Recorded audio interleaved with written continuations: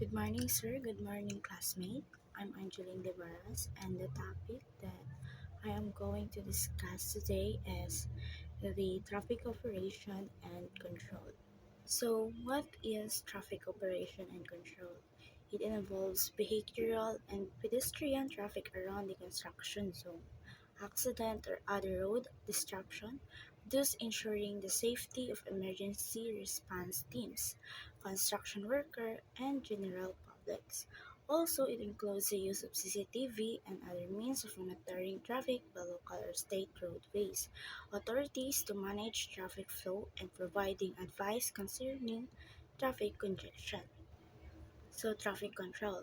In traffic control, we have three categories, which is the traffic signs, traffic signals, and the roadway making.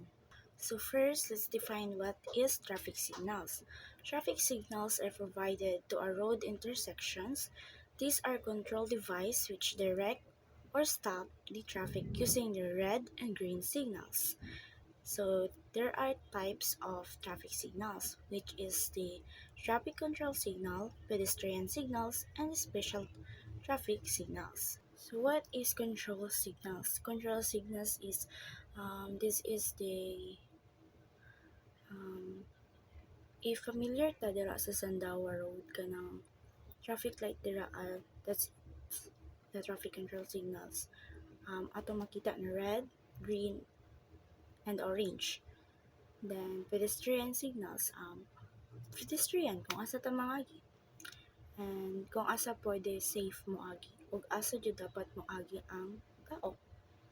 Next is a special traffic signal. So this is the signals na kanang like nata sa intersection between two roads and na siya traffic sign na red which is 'di ba stop. Then pag mo green na siya and then naay walk na figure dito sa light and mo na example sa special signals. It signals the people na pwede na mag-agi.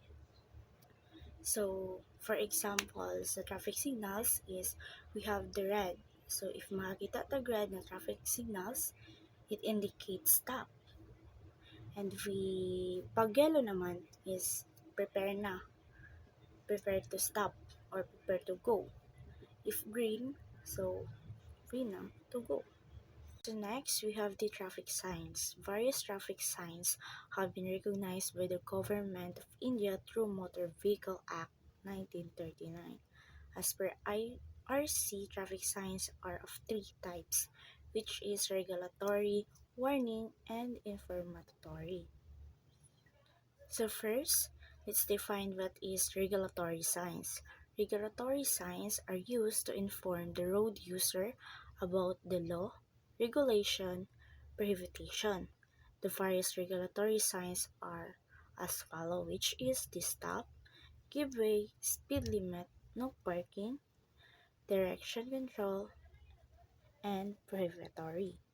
So this is some example of regulatory signs. We have the stop, the one way, oh, mali, no way, one way, no entry,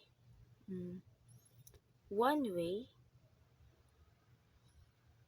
no way, both direction, and so on.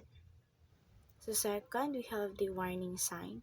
Warning signs are used to warn the road user of a certain hazardous condition that exists on a roadway. They have a white background, red border, and black symbols. So as you can see, this is the some examples. And last, we have the informatory signs. The signs are used to inform the road user along route, destination, and distance. Various informatory signs are as follows. Route makers, route turnaround and direction arrows, familiar destination, and so on. So these are the examples: public telephone, Um, the petrol pump, hospitals. This is the, you can say, the border in the road.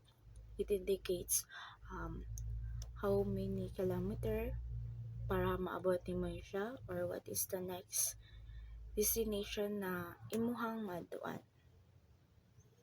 If you are not familiar to the place na imuhang aduan. So last but not the least, roadway markings. So we have four types, which is pavement marking, curb marking, object marking, reflector unit marking. So these are the examples. So first, pavement marking. So we have the broken yellow, double solid yellow, and solid yellow. So broken yellow, it indicates, and if naka sa road, then broken yellow is naka siya sa tunga, you can just interchange the road. Like, pwede ka mabalan sa Pikas, pwede po ka mabalan sa Pikas. If double solid line naman, bawal jud ka mutabok sa Pikas na line. Bawal jud siya. It's in the law, bawal siya. Also, pag intanay, solid yellow line, then naa siya broken line, katong na ay broken line, sila lang pwede na mag-exchange or mag-overtake. The next, we have the solid yellow. Restriction jud ni siya, bawal jud ka diri mag-take over sa line or mag-overtake. So same na siya sa broken white o sa broken yellow. Double solid white, and dotted white. So next, we have the curb making. So this is the example of curb making. Makita natin na siya sa dalan, walking ni siya, pathway na walking sa dalan sa kilid. So diri ang ginabawal lang diri is ang mga cars na mag-park dira, restriction jud na sila kay makasagabal siya sa dalan. Pwede ra jud dira kay it's a sign na dira magaagi ang mga tao. Then next, we have the object marking. It's other term of signs gihapon na directions, o it indicates like go or stop. Next and last is the reflector unit marking. This is the lines, bulb line or lights na makita nato na, for example, magbiyahe mo, then how's na siya dapit, nabunturan ata, if you're familiar sa road sa nabunturan, I guess nabunturan siya dira, daghan kay siya lights na like nga sa example sa picture. It can help you direct the tama na road. Like, di ba mga bangin-bangin naman na siya sa kilid, so dapat mas makahelp siya na safe imuhang biyahe kay naa ka siya directions. Imo lang tong sunod ng light. And that's all. So that ends my report. Thank you for watching and listening my report. I hope you learned something. Bye.